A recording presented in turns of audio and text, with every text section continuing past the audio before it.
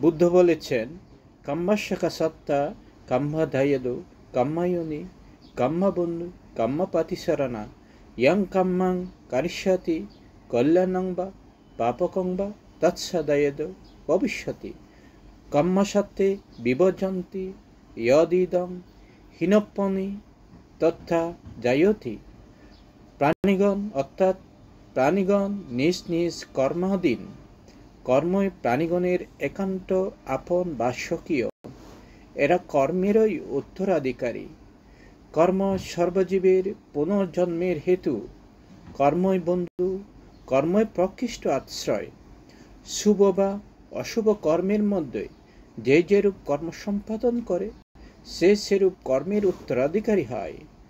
কর্মই প্রাণীগণকে হীন, শ্রেষ্ঠ, উঁচু নিচু নানাভাবে বিভক্ত করে। এক কথায় বলতে গেলে জগৎ কর্মপ্রবাহে প্রতিনিয়ত নিয়ন্ত্রিত হচ্ছে। কর্মহেতু প্রাণীগণ জন্ম মৃত্যু আকারে সংসারে ভ্রমণ করছে। সর্বসত্ত্বই কর্ম নিবন্ধন।